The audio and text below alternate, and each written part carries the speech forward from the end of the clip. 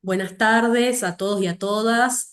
Soy Claudia Juane, soy fiscal auxiliar en Jujuy y hoy voy a ser la moderadora en este curso de herramientas y experiencias de trabajo del sistema acusatorio. Hoy ya hemos llegado al último encuentro que venimos compartiendo ya hace un par de meses, y el día de hoy vamos a estar hablando sobre ejecución penal. En primer lugar, me gustaría agradecerle a la Escuela de Capacitación Judicial de la Asociación de Magistrados y Funcionarios de la Justicia Nacional, que ha dado el espacio para que se pueda realizar este encuentro, y también a la organizadora y quien se ha puesto al hombro no solamente la organización, sino la gestión durante todo este tiempo de estas charlas que nos permiten compartir entre los colegas nuestras experiencias para también poder estar en mejores condiciones de afrontar las experiencias que nos trae el sistema acusatorio, que es la doctora Lucía Orsetti, que hoy vamos a tener también el gusto de que sea una de nuestras invitadas.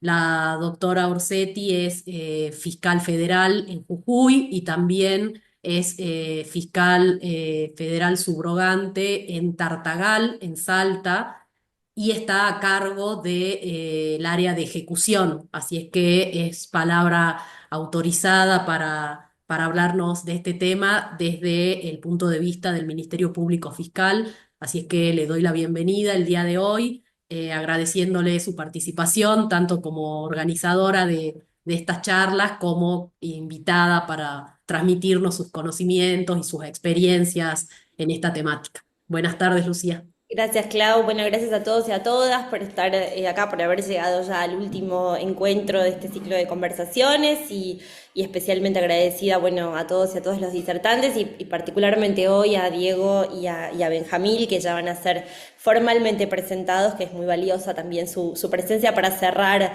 este ciclo con literalmente, bueno, el broche, el final, la última punta, el último segmento de trabajo del acusatorio que es ejecución penal. Muchas gracias.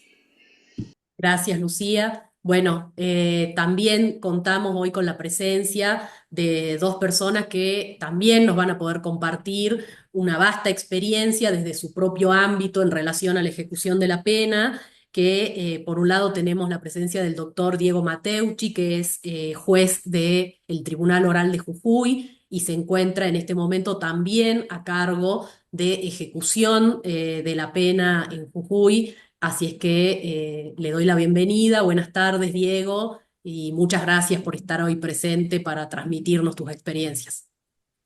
Hola, ¿qué tal? Buenas tardes a todos y a todas las que están acá presentes a través de sus pantallas. Bueno, en especial, por supuesto, a Lucía, que como bien dijiste, Claudia, no solo en este caso es organizadora, sino también en estos momentos compañera de este panel para intercambiar un poco experiencias ópticas y bueno, algunos elementos o algunos puntos que pueden ser de utilidad para esta etapa tan importante. Yo entiendo la última etapa dentro de lo que implica el sistema judicial y el sistema penal en especial. Así que bueno, lo mismo a Benjamín, que también tenemos para tener las tres posturas, como digo yo, tenemos el Ministerio Público Fiscal, la defensa y bueno, en lo que a mí respecta como miembro del Poder Judicial. Así que bueno, esperemos que pueda ser útil lo que podamos aportar hoy. Muchas gracias. Y bueno, y también contamos con la presencia de un defensor oficial de la Unidad de Defensa Pública de Salta, que está a cargo del área de ejecución dentro de la Defensoría, no solamente en Salta, sino también en Jujuy. Él nos va a poder también compartir su experiencia desde el área de la defensa, que es muy importante en la etapa de ejecución. Realmente los defensores en esta etapa tienen mucho trabajo y generalmente las audiencias que se desarrollan son a raíz de peticiones que plantea la defensa a favor de las personas que están condenadas. Entonces es muy importante conocer cómo se organiza la defensa y cómo realiza sus planteos para poder tener una visión más global de esta última etapa del proceso. Buenas tardes, Benjamín, y muchas gracias por estar hoy con nosotros. Hola, hola Claudia. Bueno, agradecerte a vos también y principalmente a Lucía por haberme convocado. Bueno, no concuerdo mucho con lo que dice Diego. Hay una sola verdad, que es la parte de la defensa. Las demás son suposiciones nada más. Bueno, muchas gracias a los tres. Quiero decirles que la verdad que fue realmente complicado armar el conversatorio de hoy porque la etapa de ejecución tiene una importancia muy importante, tiene una gran importancia y tiene también una gran cantidad de temas que que son interesantes y que hubiésemos querido tratarlos a todos, dadas las características que tiene esta etapa del proceso, influye mucho cómo está organizada cada jurisdicción y cuáles son los delitos más comunes y las características de las personas que son condenadas. Entonces, cada jurisdicción va a tener características propias en relación a las soluciones o a la manera en la que tiene de abordar distintas temáticas y nos era imposible poder tratarlas a todas y compartir todas las experiencias en relación a cómo se trabaja cada uno de los institutos que atraviesan la ejecución penal. Así es que les adelanto, hoy lo que hemos decidido es tratar por un lado el esquema de organización de las oficinas y de equipos de trabajo y las diferencias que se dieron a raíz de la implementación del sistema acusatorio, porque nos pareció que esto era importante para los colegas que están empezando con este nuevo sistema, para que les sirva no quizás de ejemplo para tomarlo de la misma manera, pero sí para saber cómo nos organizamos las personas que ya venimos trabajando con este sistema y quizás les pueda servir para o tomar el mismo modelo o quizás para diferenciarse de acuerdo a las características de sus propias oficinas y sus recursos de trabajo.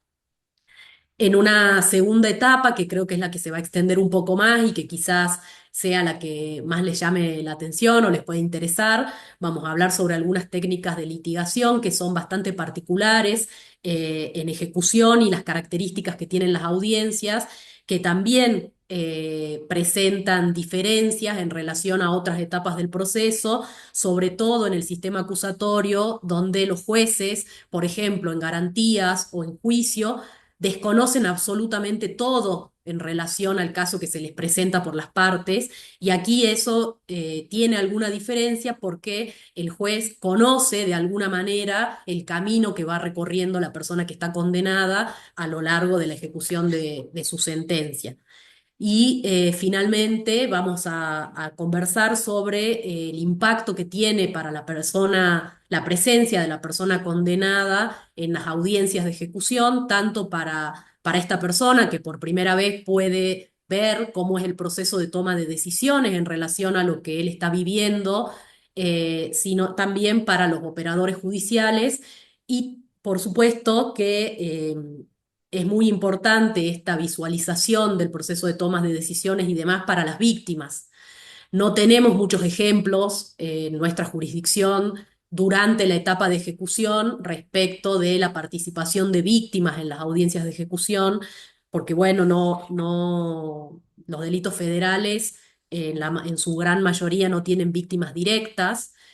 Sin embargo, les voy a consultar a los invitados el día de hoy si tienen algún ejemplo o qué impacto creen que puede tener para una víctima poder participar y vivenciar efectivamente cómo se toman las decisiones y cómo su opinión es tenida en cuenta y ponderada por el juez al momento de tomar decisiones que tengan que ver con los avances dentro del régimen penitenciario. Así es que, bueno, creo que con esta introducción más o menos ya tienen un pantallazo de cómo se va a desarrollar el encuentro de hoy y vamos a comenzar hablando de qué cambios tuvieron que hacer en la organización de equipos de trabajo desde que se implementó el sistema acusatorio. Diego, no sé si nos puedes contar dentro del tribunal cómo se organizaron y si hubo algún cambio o se permanece igual que antes. Bueno, a ver, primero. En realidad, calculo la gran mayoría de los que están acá escuchando, tengo que ser un tanto autorreferencial en cuanto que yo no trabajé en ejecución antes de la implementación del código. Si bien el código en Jujuy ya está vigente desde hace 6 años, yo soy juez del Tribunal Oral van a ser 2 años recién, con lo cual no tengo mucha referencia de cómo era con anterioridad. Sin embargo, cuando me hice cargo de ejecución ya hace prácticamente más de un año y medio, sí en lo que hacía a el juzgado de ejecución o la secretaría de ejecución que funciona en el tribunal oral, sí había un reparto para mí un poco extraño, por lo menos en la metodología con la que yo venía trabajando de garantía. Yo antes tuve muchos años, 26 años en garantía, así que en cuanto había una división de tareas en función de turnos, con lo cual había turnos por un par de días en los cuales las personas, los planteos que llegaban en esos días eran atendidos por quienes estaban de turno. Y así sucesivamente, lo cual claramente era algo para mí bastante complejo. Recién Claudia decía de el hecho de que en ejecución, si bien podemos no tener una referencia exacta de qué es lo que se va a plantear en una audiencia, sí tenemos un seguimiento y cierto control y registro de el historial, si se quiere, de lo que es el legajo de ejecución de cada uno de los detenidos. Entonces, realmente eso me parecía que no funcionaba, que era muy impersonal y siempre estaba qué había pasado con anterioridad. Entonces, lo que yo hice fue proponer que en realidad cada legajo, cada interno que uno tiene que controlar y supervisar la ejecución sea llevado por una sola persona. Entonces, ahora la carpeta de X persona la lleva solamente un empleado del tribunal, en este caso de ejecución, y uno puede tener un poco más de seguimiento porque sabe qué es lo que pasó, qué es lo que está pendiente, qué es lo que en principio puede ser los planteos que van a venir también, en función de que uno ya va conociendo todo, cómo es toda su historia después de la condena. Pero la verdad que no sé si eso es pura o exclusivamente por la implementación del código, sino por una metodología de trabajo que, que, que es muy útil, si bien claramente ahora eh, y adelantando algunas cosas que por ahí vamos a charlar enseguida, las audiencias las tengo que tomar yo como juez, porque así lo dispone el código. Sin embargo, todo el legajo realmente queda a cargo de una persona que es la que eventualmente me asiste y me pasa la información como para recordar, porque bueno, también decir que uno puede retener absolutamente en su cabeza en estos momentos en Jujuy, también como parte de información, porque habrá gente que teme por los volúmenes de trabajo y todo esto. Tenemos alrededor, yo creo que prácticamente 500 legajos en estos momentos en trámite. Pero bueno, eso sería una de las formas que hemos optado por manera de trabajo que creo que ha sido bastante beneficioso. Muchas gracias. Benjamín, en el caso de la defensa y vos que aparte no estás físicamente en las oficinas, en las dos oficinas que tenés a cargo, ¿cómo se organizaron? Bueno, pues si me permitís 5 minutitos, quiero hacer una reflexión y después, pues después me ¿Sí? olvido para lo que es la ejecución penal para nosotros los defensores. Ujú. Luego, que se implementó el nuevo Código Procesal Penal Federal, la importancia que tiene es poner el acento y cambiar de mentalidad a todos los actores del sistema. Este es el desafío que nos propone el nuevo código. Para que puedan entender el rol nuestro, el rol de la defensa en esta etapa de ejecución penal, tenemos que entender que los defensores públicos, la defensa pública, funciona como un canal que es para solucionar todos los problemas reales de las personas reales que están detenidas, que están en el servicio penitenciario. Es el escenario que nos encontramos nosotros, quienes nos dedicamos a la ejecución penal. Y acá tenemos un tercer actor, que no es menor que es el servicio penitenciario. En esta etapa, a diferencia de las anteriores, hay que tener en cuenta que se interactúa con otra institución que es ajena al sistema judicial, tal como el sistema que es el sistema penitenciario, que a mi entender, y esto lo digo a título personal, tiene métodos de trabajo inquisitivos y a su vez es quien nos va a aportar, nos va a aportar toda la información, que esa información va a estar influenciada por sus propios perjuicios. Ellos determinan el cupo para otorgar los cursos, digamos, de implementación de estímulo educativo, determinan los cupos de trabajo, quién gestiona o no los turnos extramuro, las calificaciones, las sanciones disciplinarias. Y quiero resaltar que en esta etapa hay que tener en cuenta que nosotros no hablamos de teoría del caso como se habla en las otras etapas, en los términos planteados como en el conocimiento. Porque en la parte no hay en esta etapa no hay una persecución por parte del Estado, hay una pena que hay que cumplirla.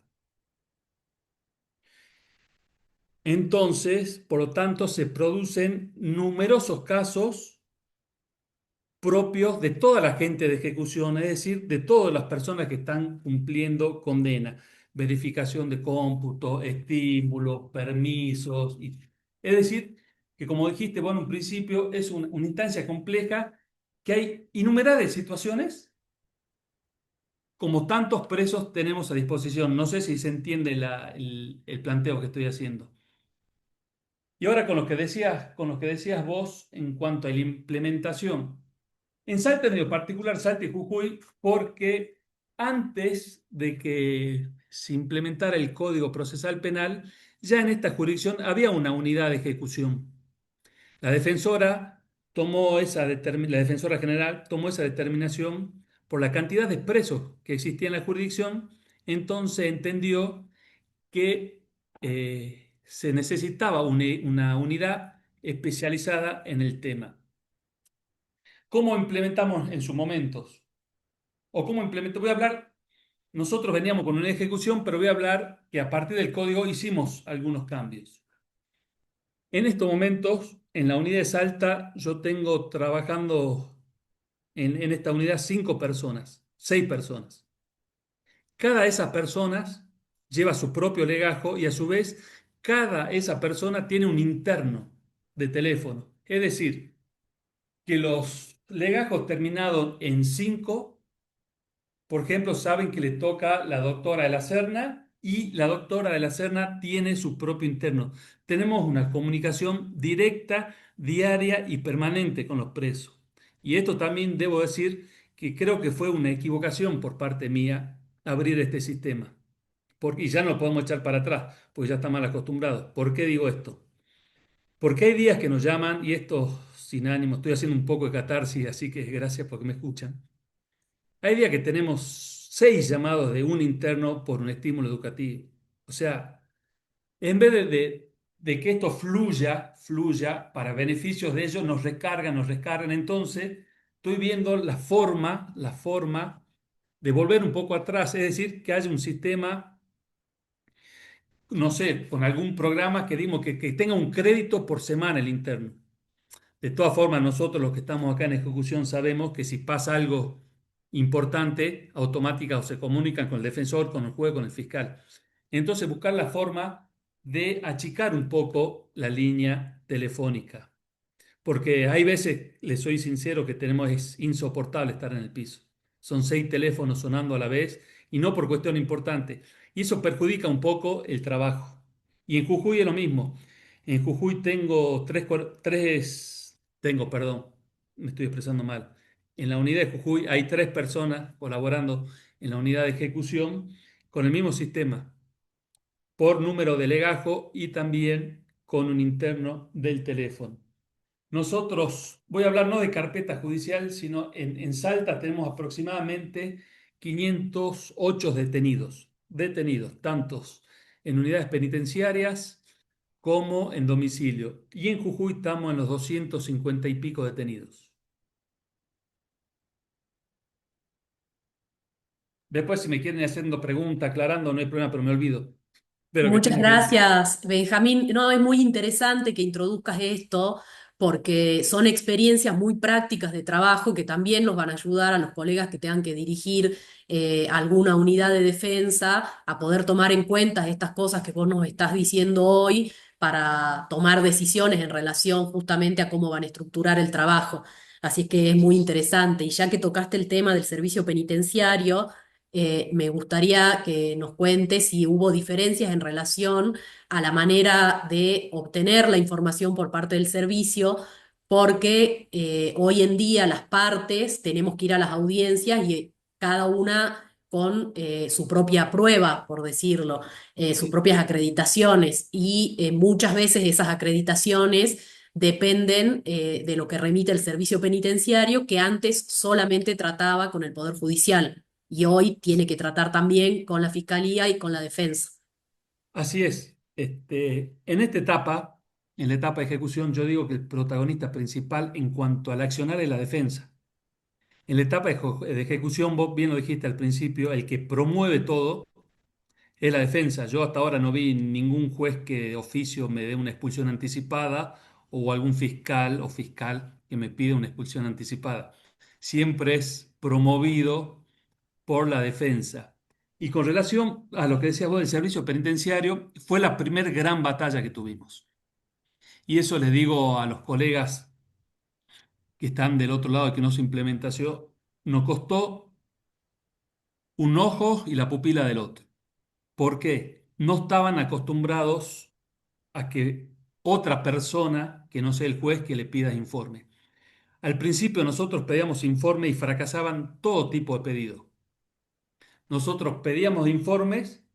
Hay veces que ni nos contestaban y hay veces que directamente esos informes se los remitían a la jueza. Con lo tal, cuando nosotros teníamos esa prueba que la deberíamos evaluar para ver si nos conviene o no nos conviene o cuándo presentarla, ya el juez tenía esa información. Por ejemplo, cualquier prueba que se le ocurra a usted del servicio, un informe social.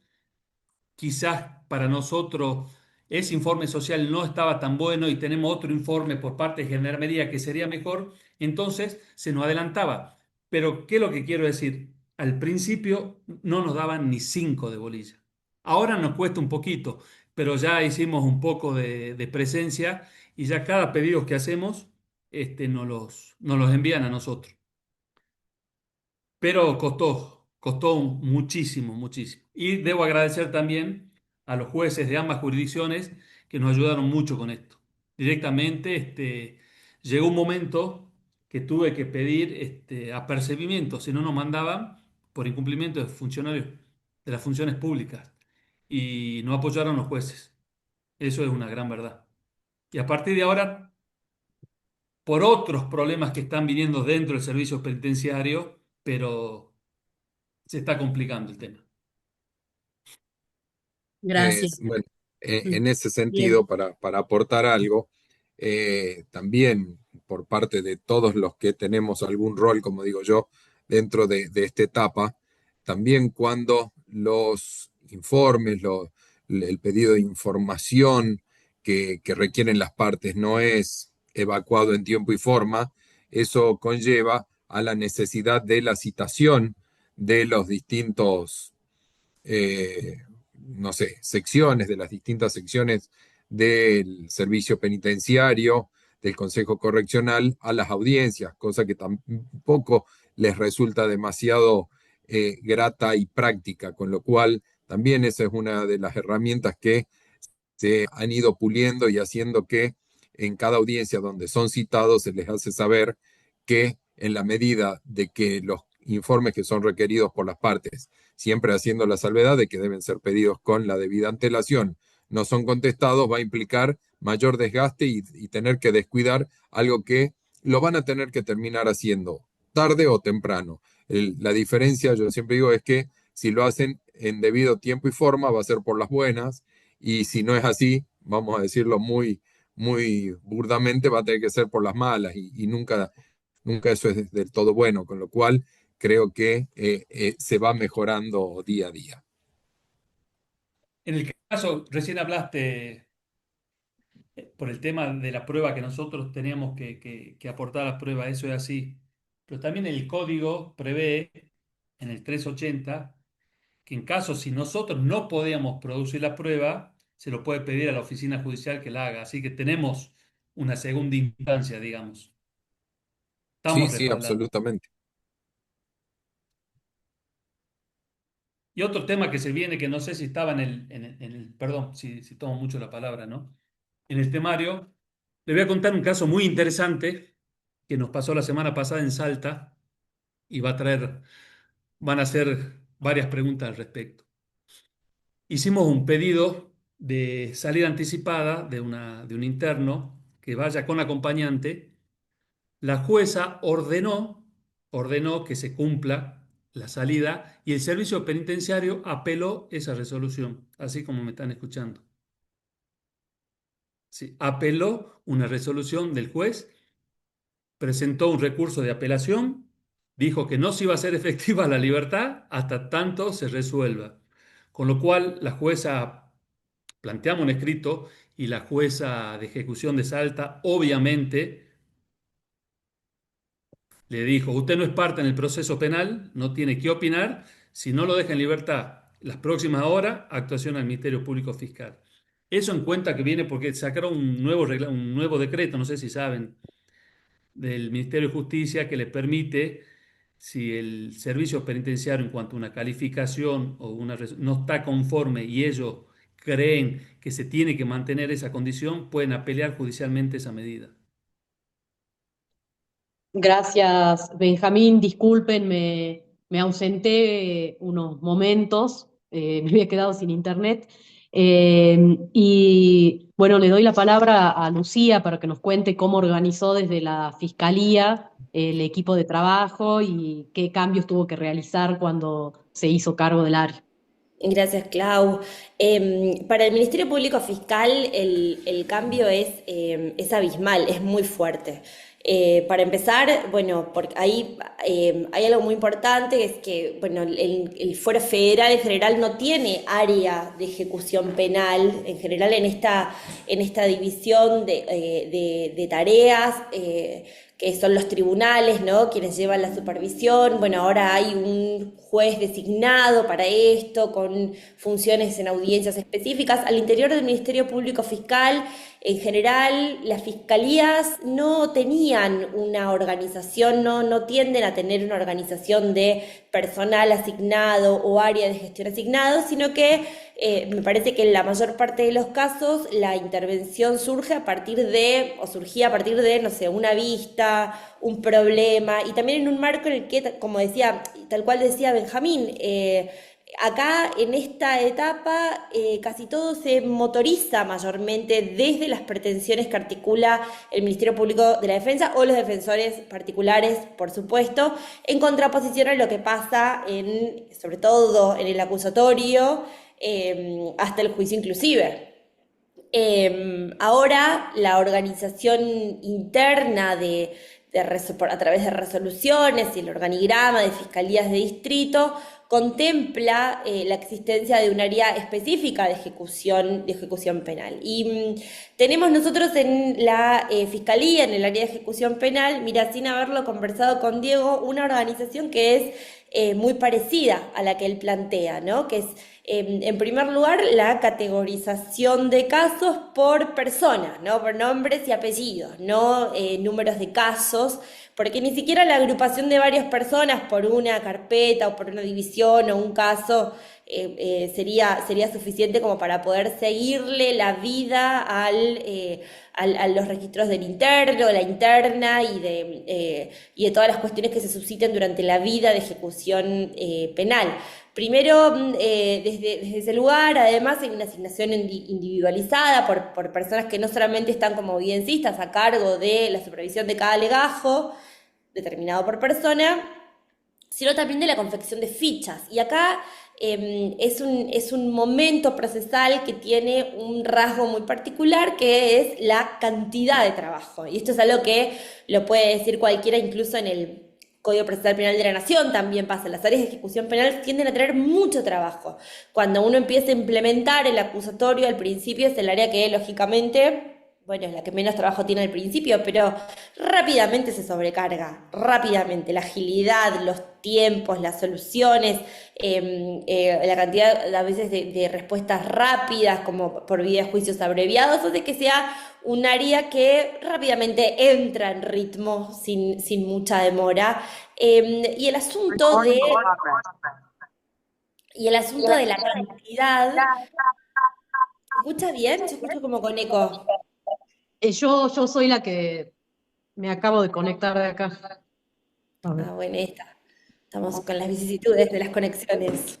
Eh, no, retomo, lo que digo es que lo que tiene la cantidad de trabajo es que necesita de mucha rigurosidad en la gestión y en los circuitos de las informaciones.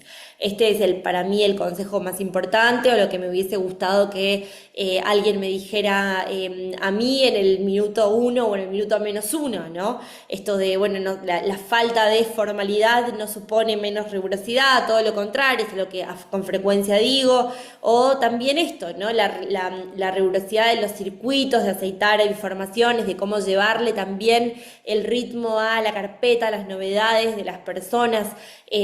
No son todos los conflictos iguales, no son todas las condenas iguales, todas las personas no atraviesan idénticas situaciones, aunque las calificaciones jurídicas de las condenas o el tiempo de pena sea el mismo.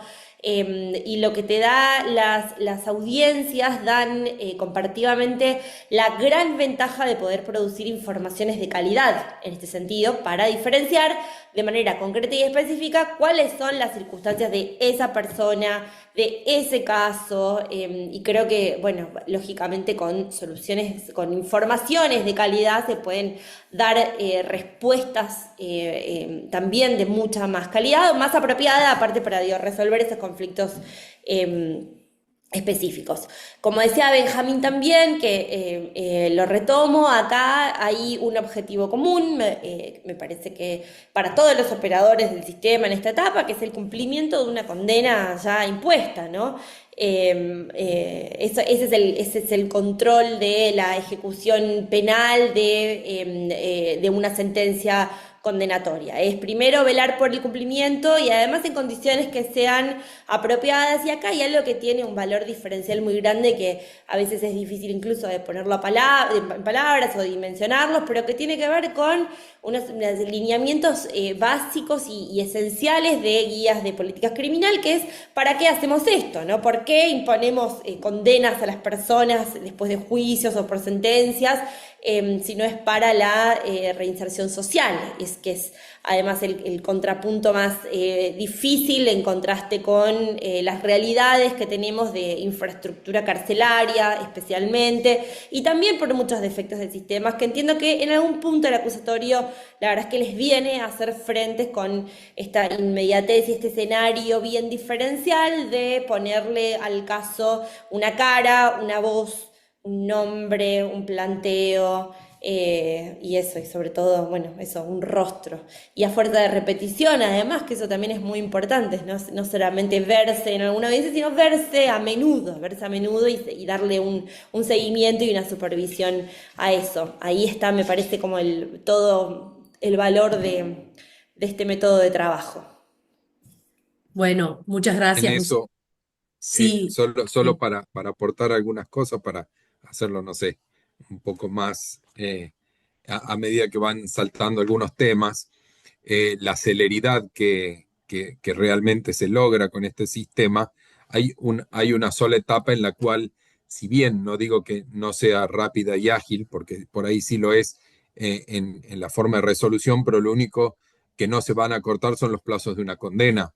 Por eso también es cierto que se arma el cuello de botella o el lugar en donde ya los tiempos no se pueden acortar y los juicios o la etapa, digamos, tanto de garantía como de juicio, que realmente se ve muy disminuida con este sistema acusatorio en la parte de ejecución, tenés 4, 6, 8 o los años que fueren de condena y realmente durante todo este tiempo eh, pueden resolverse los planteos de manera ágil, pero no va a cortarse el tiempo de condena, por eso también es del cúmulo de tareas que se presentan y el tema de la oralidad, digamos, y la inmediatez que establece el artículo 2 del Código Procesal Penal Federal, creo que hace esto que también Lucía decía, también la ley 24660 impone las visitas al menos semestrales.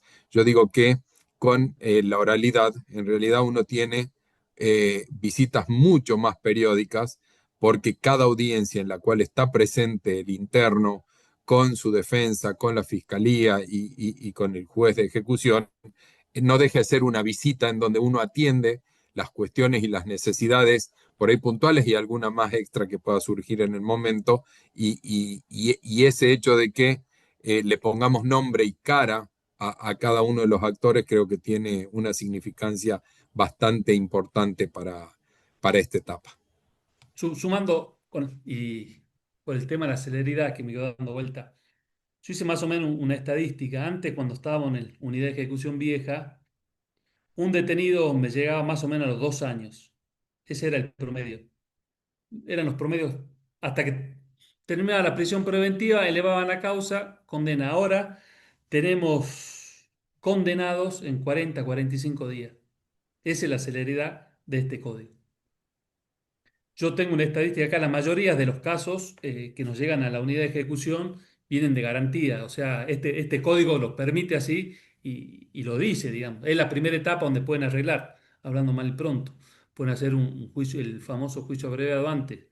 Entonces, nos están llegando causas muy, pero muy rápido, con la desventaja que acá en Salta y Jujuy se declaró la constitucionalidad de los artículos de la ley de ejecución penal, con lo cual demoran un poquito en salir. Le hemos encontrado una vuelta a ese problema, si después más adelante, si quiere, se la contamos con el famoso término de libertad, Eh, o que le encontramos eso, si quieren lo hablamos después, no me quiero desviar del Sí, tema. no, no Me te voy a quiero concentrar interrumpir, porque Benjamín, me y la voy. verdad Por que eso es un pido tema muy disculpas. importante en ejecución, pero lo dejemos para más adelante, así podemos tocar Dale. los temas que habíamos acordado, y Mil disculpas, soy seguramente los malísimo para colegas esto, yo me voy por las ramas.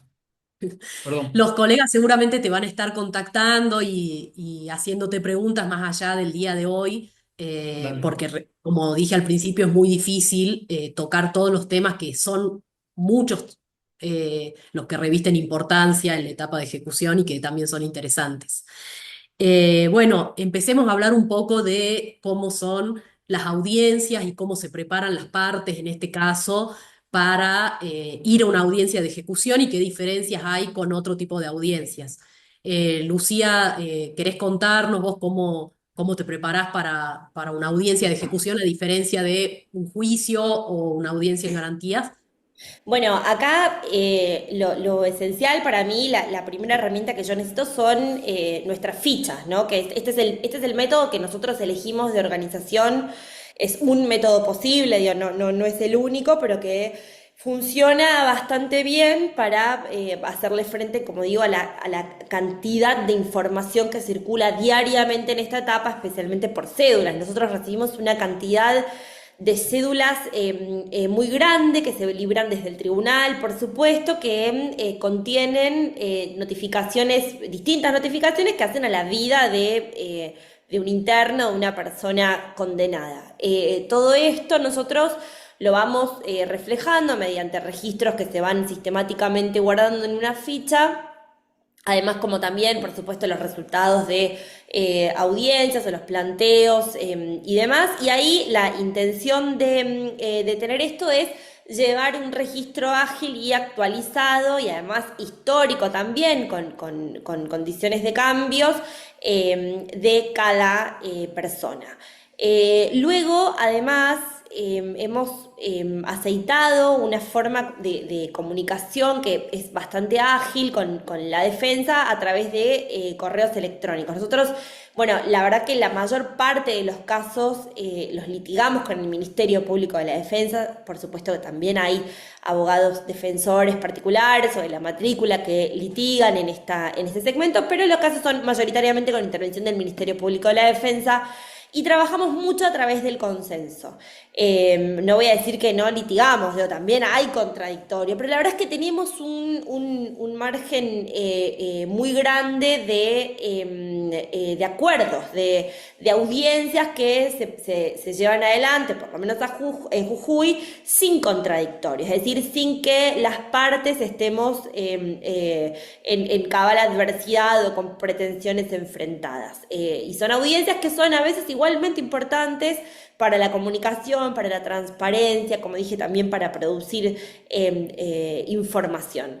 Y estas interacciones por correo electrónico nos permiten, y acá hablo en lo que corresponde a nuestra oficina, ¿no? Nos permite llevar un registro de opiniones, de pedidos, de planteos respecto de determinada persona por escrito que quedan reflejadas en comunicaciones por escrito, que si no sería muy difícil de sistematizar o a veces de recordar. También es para mí, yo siempre digo que pasa mucho en el acusatorio, que esto de la cantidad de trabajo, los ritmos, el trajín de las audiencias, ¿no? Son escenarios que tienen sus momentos bien álgidos, sobre todo así, momentos de la mañana, de mucho trabajo y tal. Y creo que es una tragedia a nivel de equipos o por falta de gestión, que cuando pasa esto de que si hay una persona que no está, se cae el sistema, se desmorona la estructura, ¿no? Yo le presto mucha atención a estas cosas, y para poder hacer como sustentable el circuito de trabajo, más allá de una persona en particular, o incluso yo, ¿no? Pero porque esto también hay una cuestión de que humana, son equipos que, voy a hablar por Jujuy, no son equipos muy grandes de trabajos, la verdad, los que tenemos, y después nada, que todo nos puede pasar. O sea, una persona se enferma, otra persona, no sé, te tomas un día, te tomas unas vacaciones, y esto no puede, creo que habla mal a veces como de la calidad de la gestión que se predispone al interior de los equipos cuando pasa esto de que hay alguien que no está y se cae abajo. O se desmorona el sistema. El asunto de poder sistematizar mecanismos permite prepararnos a los fiscales auxiliares, para la audiencia en condiciones suficientes de información, es decir, teniendo a la vista todo el historial de interacciones y de registros del caso, para poder dar una posición y poder sentar una postura que sea apropiada, además que tienda a la eficiencia también, que contemple todo lo que tiene que contemplar. Y también porque, bueno, hay que tener en cuenta que este es el momento más importante de trabajo, donde se cristaliza o adquiere estructura absolutamente todo lo que uno hace al interior de una oficina, en el acusatorio, que son las audiencias. Entonces, la verdad que todo tiene que estar, también sería como un gran consejo, todo tiene que estar preparado y puesto al servicio del desempeño de la representación ante las audiencias, ¿no?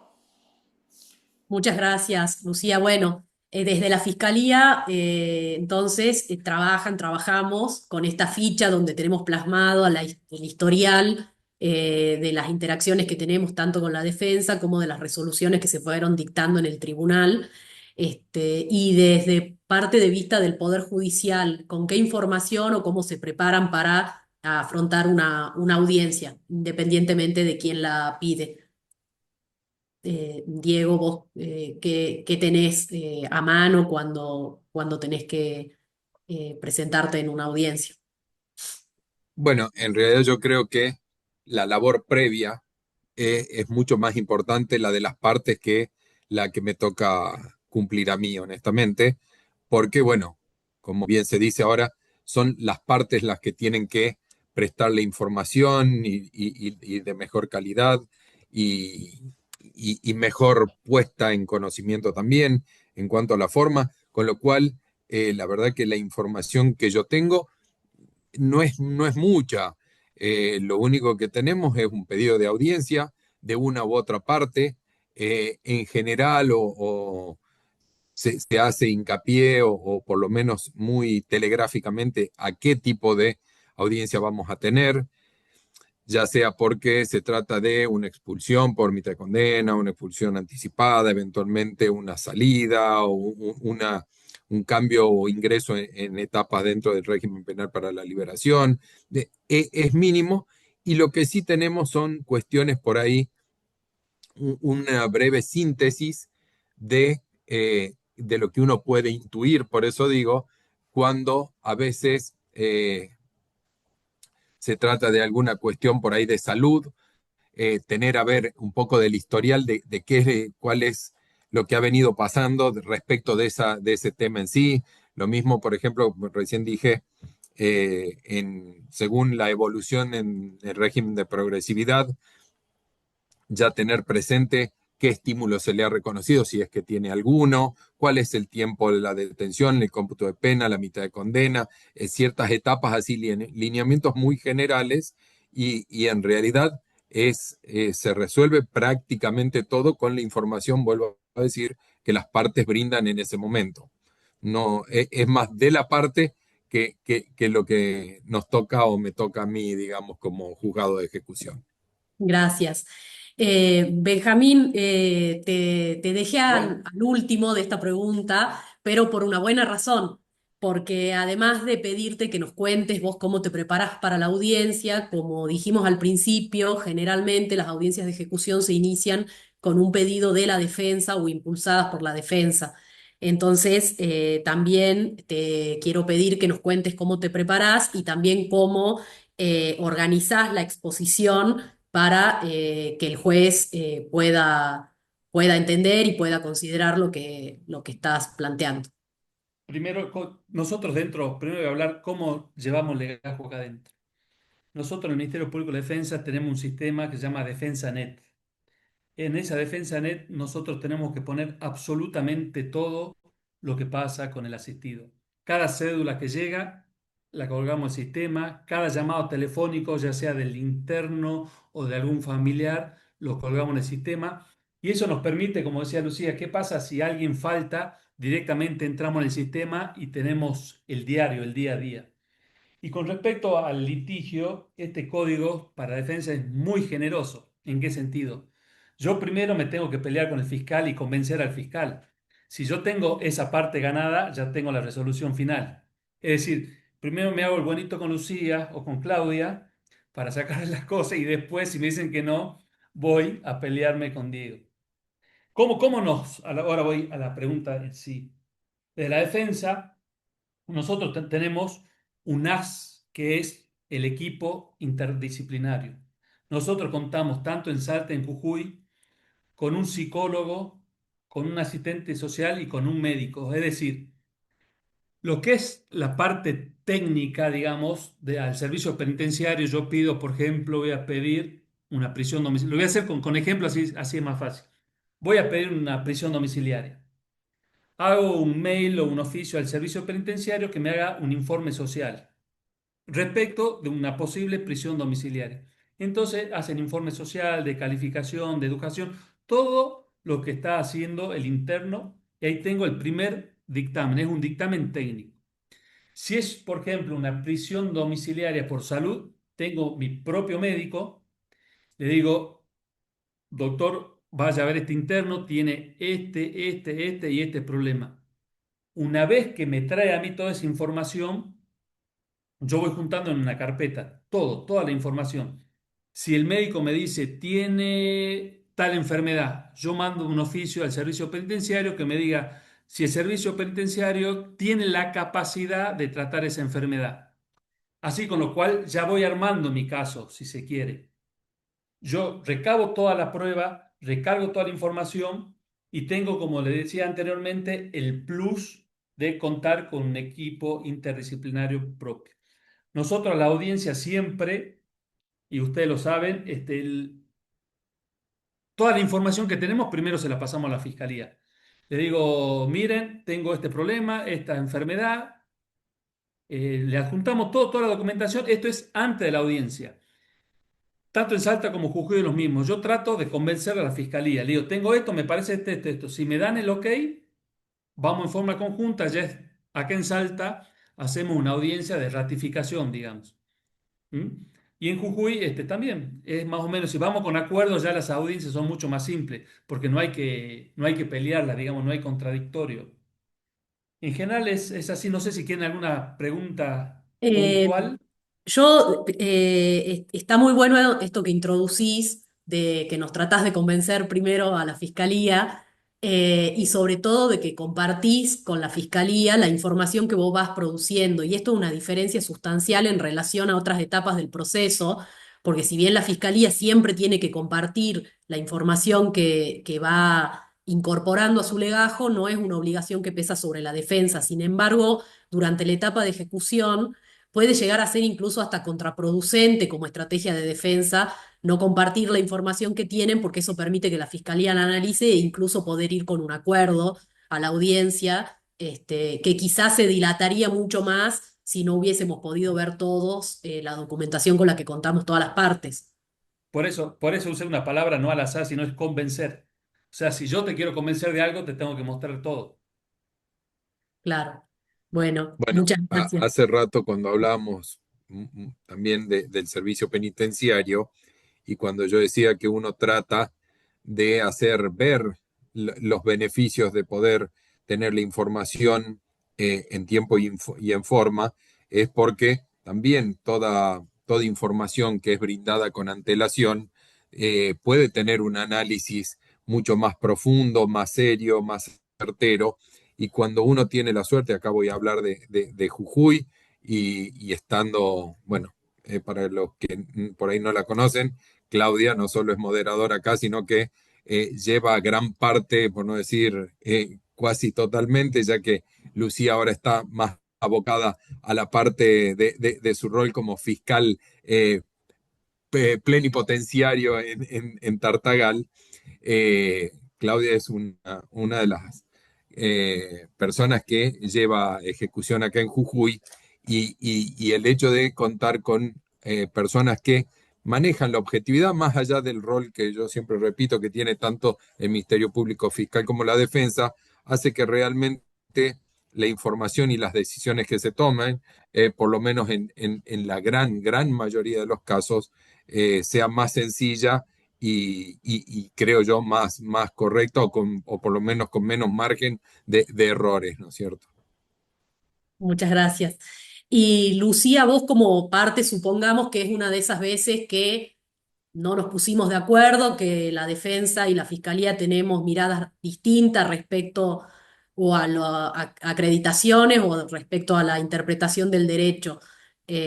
¿Cómo te preparás vos en relación a tu exposición y qué te parece importante durante la audiencia para poder tener una respuesta apropiada en tu dictamen? A mí me parece que lo más importante es que se entienda, ¿no? Y para que, y con esto lo que me refiero es tener en cuenta a quién le estoy hablando, a quién nos estamos dirigiendo. Acá creo que la protagonista son las personas condenadas y todo esto tiene que tener un propósito. De hecho, es algo que está pasando mucho ahora también con tanto cambio legislativo y de normas de aplicación, mucho decreto, mucha resolución, mucha reglamentación.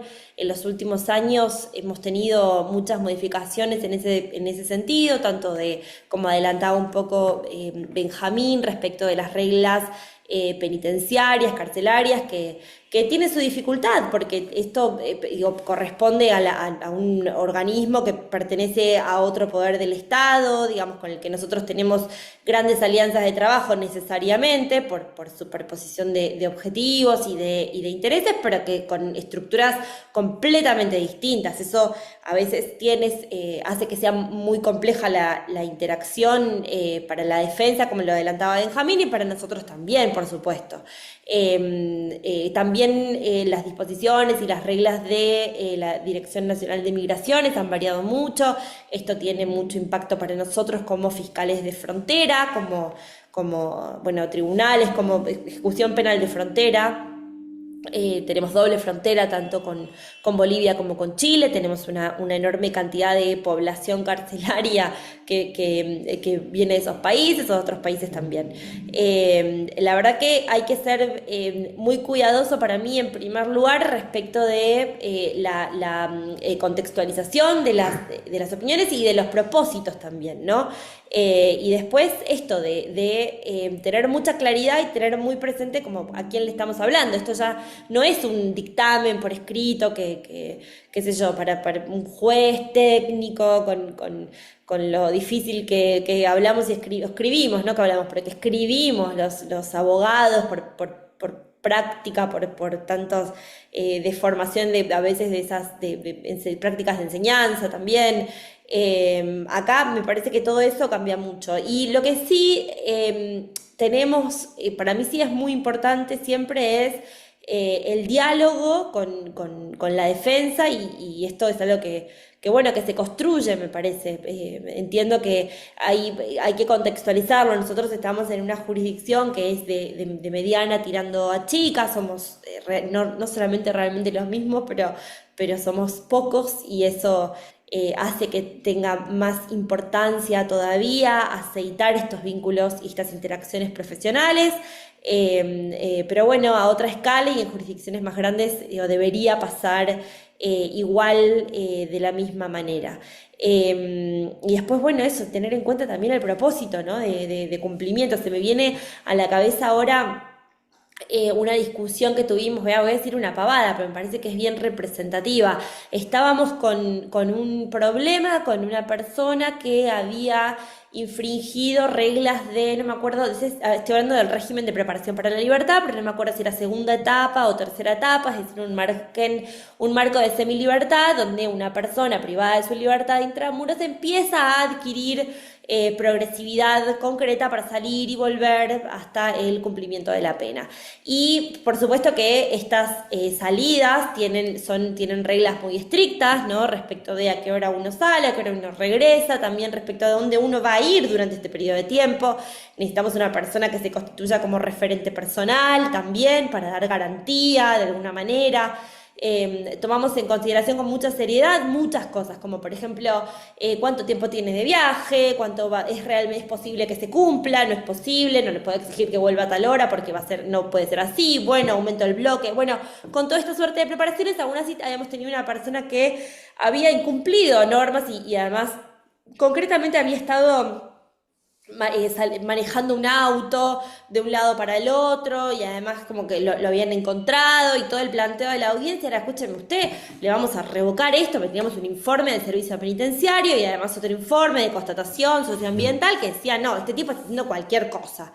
Y fuimos a la audiencia y la verdad que no había manera de bancar la situación. Digo, básicamente era, bueno, esto hay que revisarlo, periodo adentro y después volvemos a ver con nuevos informes. Y en la audiencia esta persona me pide hablar y dice, no, bueno, lo que pasa es que yo estoy pensando ya que cuando vaya a salir, que además no le faltaba tanto tiempo, era como menos de un año, una cosa así, yo voy a trabajar como remisero. Entonces ahí tengo un auto que estaría en condiciones y que yo podría, pero lo tengo que arreglar. Entonces lo que hice fue llevarlo al taller mecánico y por eso se había ido hasta la otra punta de su ciudad y tal, y el asunto es que el tipo nunca le había comentado ni a su defensor la situación, que ese era el escenario, y que él lo dijera, que él lo comentara en audiencia y que pudiéramos como sustanciarlo a partir de informaciones de calidad, hizo posible dar una respuesta que sea como más apropiada. Es como, bueno, escúcheme, yo digo, a ver, nosotros en el marco de régimen de preparación para la libertad no se le da permiso indiscriminado a las personas para que anden manejando autos en plena frontera de un lado para el otro, se vayan, que se vuelvan, pero sí se pueden proveer o conferir permisos que sean contextualizados, circunstanciales, porque hay una razón, la persona que quiere arreglar un auto con fines laborales y bueno, ¿dónde queda el taller mecánico? ¿Cuántas veces tiene que ir? ¿Cuánto tiempo? Y bueno, y se da un permiso para eso, digamos, y los controles también se ajustan a eso. Acá me parece que está la clave de la preparación también de las posturas, incluso en los contradictorios, para tratar de sentar la postura más eficiente posible.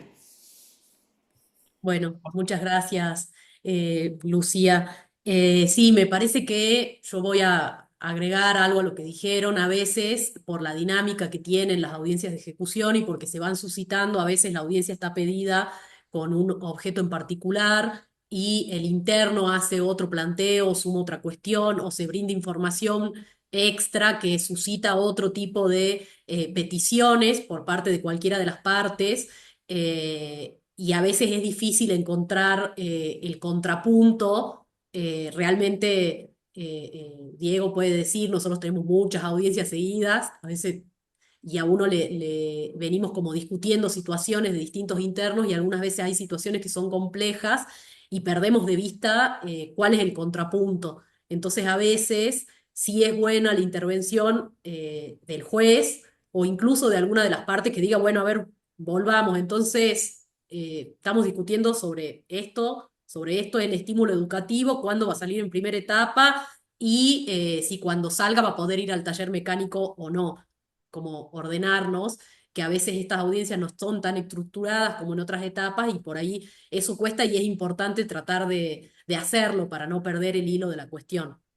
Bueno, perdón por esta interrupción y también sumado a eso, de que pueden surgir distintas cuestiones, en esta etapa puede pasar que el juez introduzca algo que no fue traído por las partes.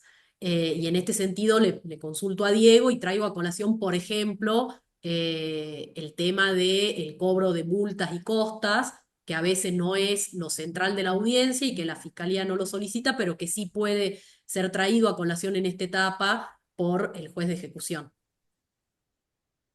Sí, a ver, claramente hay un motivo que es el que se introdujo, por el cual se solicitó la audiencia y claramente por ahí es detonador de otras cuestiones y que yo entiendo, por lo menos así lo hacemos acá en esta jurisdicción, en cuanto que en la medida de que eso no implica claramente tomar partido por ninguna de las partes, cuando se trata de cuestiones ya indiscutidas y que son parte, como bien decías, de la propia condena, ¿sí?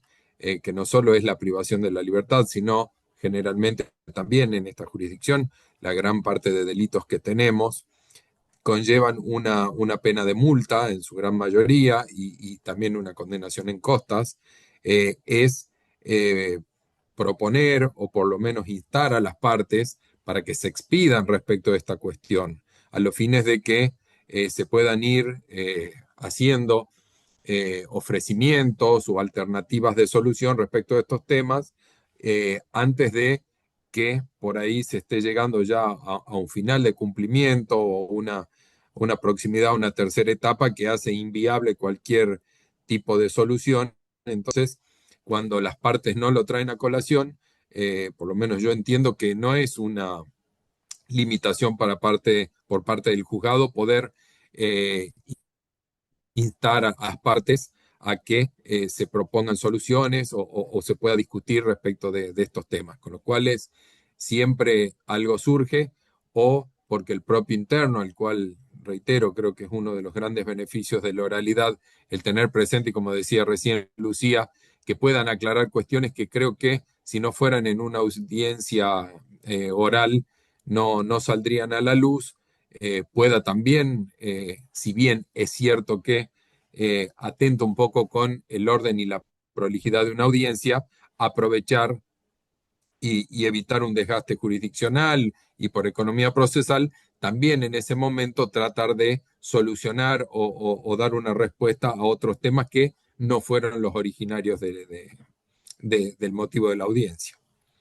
Muchas gracias, Un Diego. Y poquito atrás lo acá que... surge también la importancia que tiene de la presencia de la persona condenada en la audiencia, que puede, no solamente le ponemos cara y le ponemos nombre, sino que también se le reconoce la voz en Claro. este tipo de audiencias, donde está presente y que más allá de que su defensor pueda hacer los planteos pertinentes o quizás argumentarlos o darle forma, es la propia persona la que puede explicar sus razones y esto es muy enriquecedor para todos. Siguiendo, Eh, mira, te sumo a lo que decía a Lucía de la inmediación y el ejemplo que dio, que es tan válido.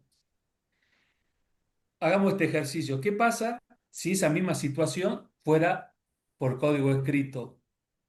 Entonces yo digo, sí, el remisero de descargo me dijo que fue a arreglar el auto para cuando vaya a salir. No tiene la misma fuerza que se lo diga delante el juez y así pudo él con su testimonio cambiar una resolución. No sé si se entiende. Eso, la importancia, lo que sea Lucía, de la inmediatez, de escucharlo. Sí, y además que quizás la persona ni siquiera te lo comentaba, porque al no estar en la audiencia y no presenciar cómo es la toma de decisiones, quizás ni siquiera le parecía un dato importante cuando tiene la Sí, entrevista con vos y ahí por eso recién lo dijo en la audiencia, como fue en este caso.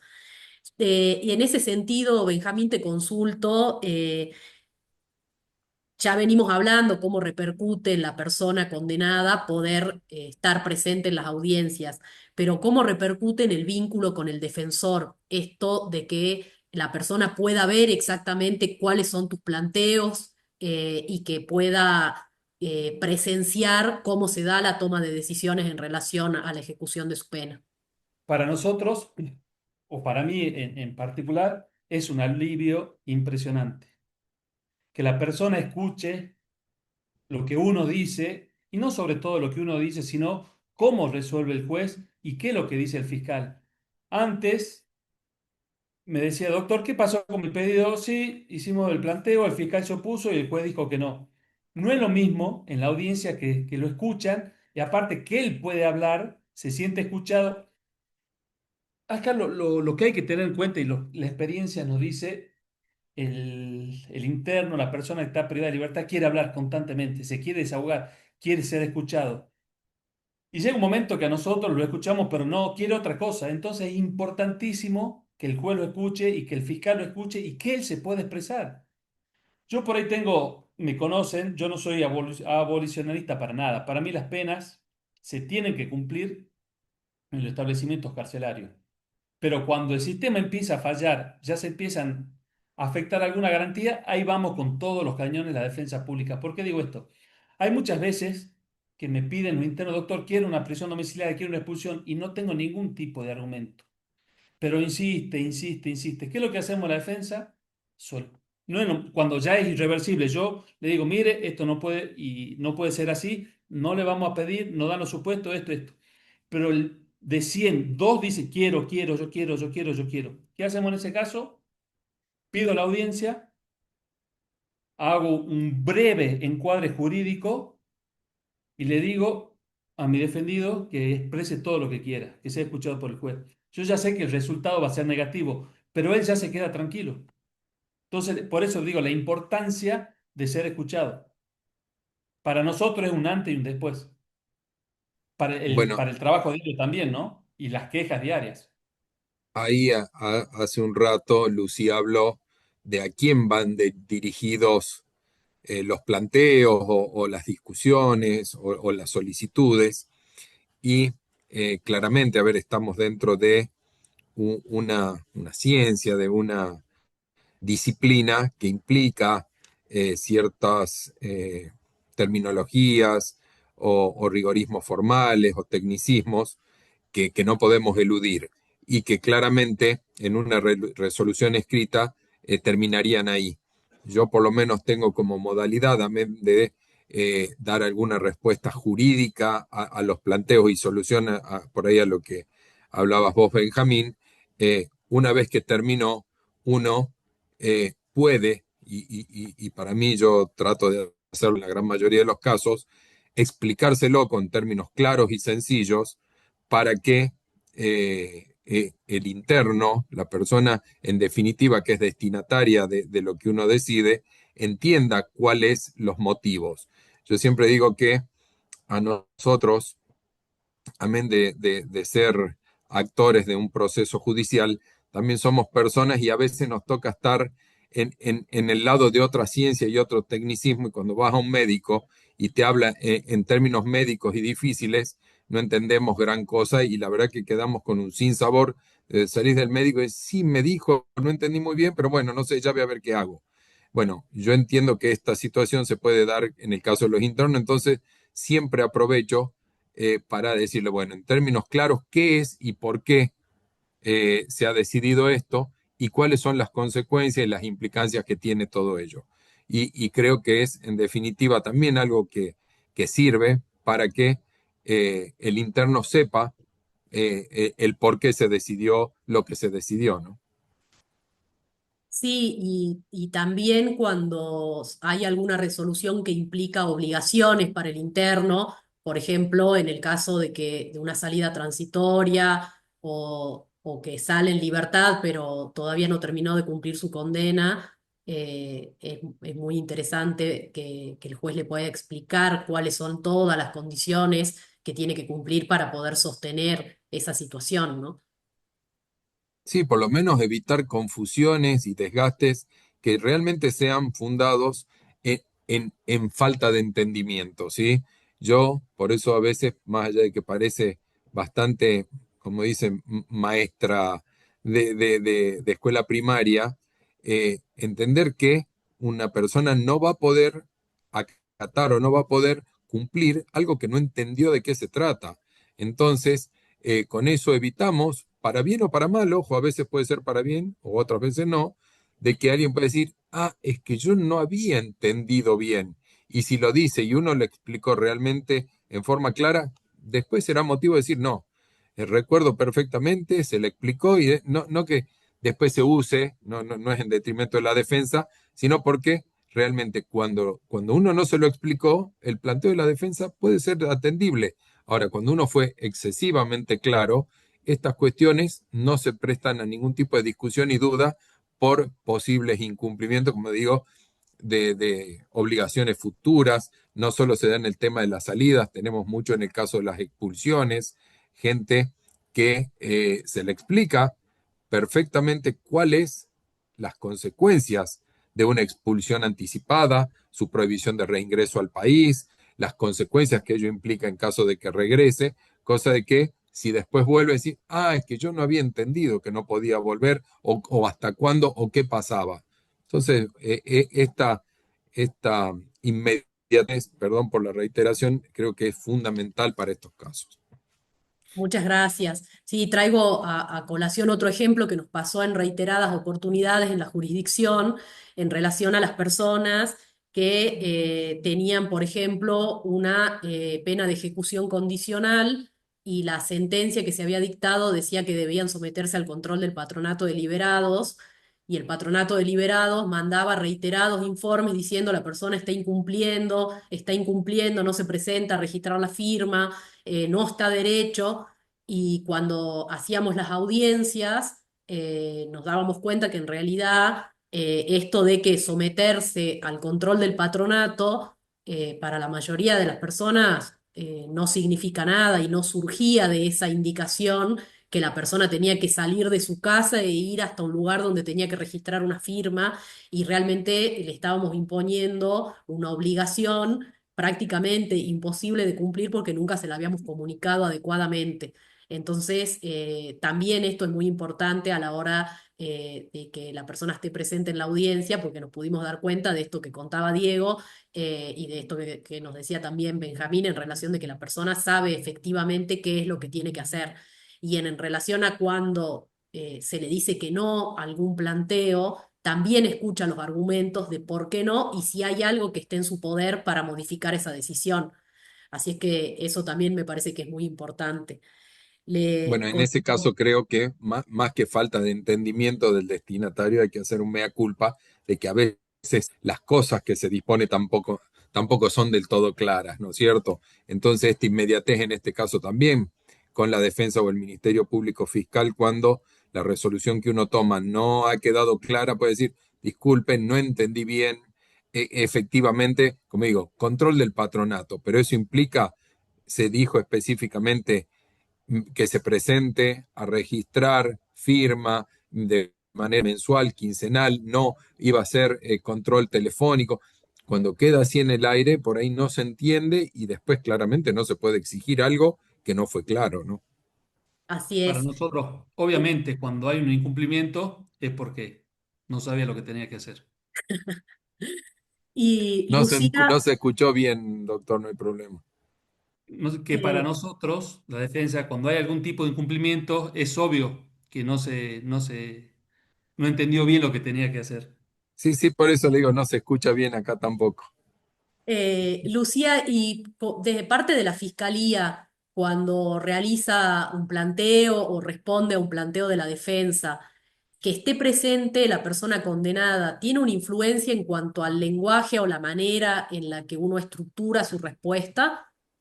Sí, yo pienso que sí y una influencia muy saludable, que es esto que digo, bueno, vamos a hablar bien, ¿no? Yo creo que los abogados hablamos bien, el problema es que no sé por qué tenemos tantas mañas para escribir rarísimo en general, digo, en la mayoría de los casos, que es lo que yo se lo atribuyo a ciertas prácticas, enseñanzas, a cuestiones así más como, más vetustas, pero que se arrastran y que arrastramos todos tal vez, ¿no?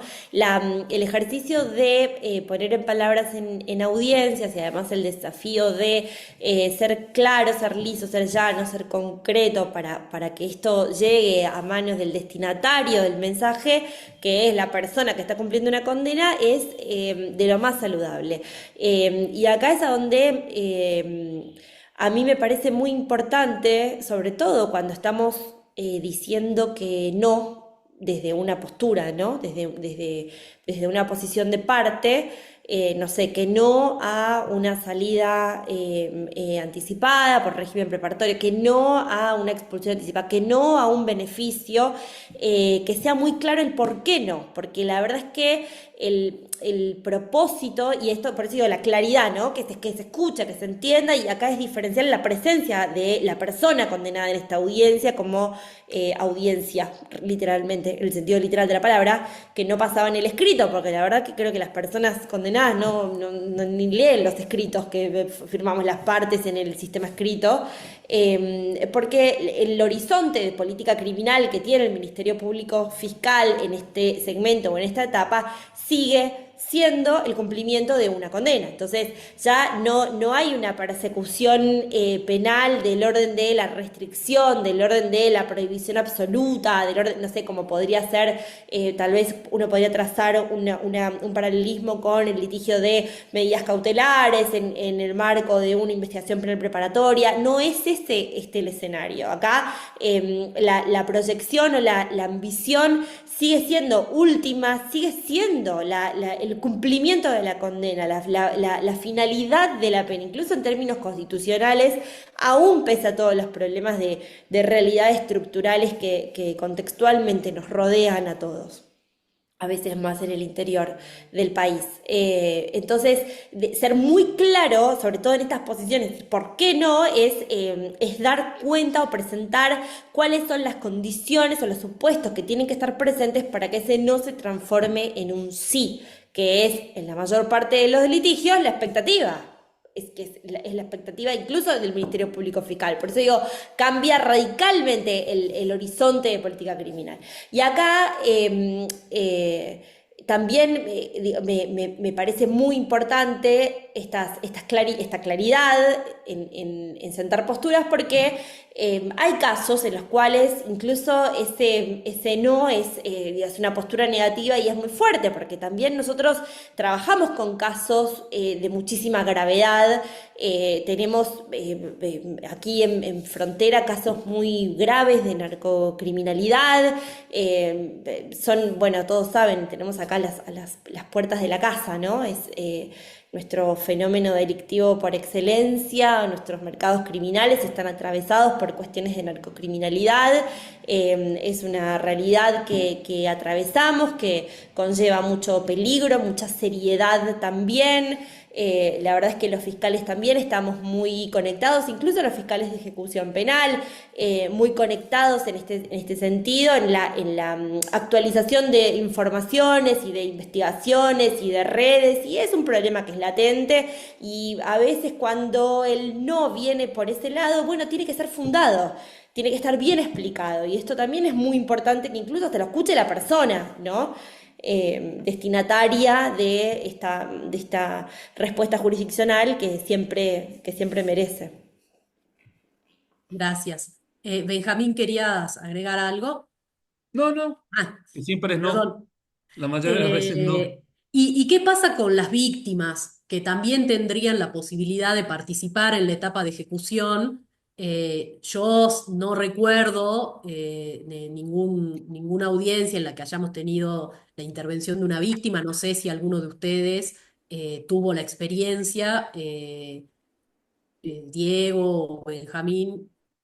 No, Vos ahí decías, Clau, al principio que es verdad que el delito federal por excelencia o por mayoría es así como de afectación difusa, de lesión compartida, ¿no?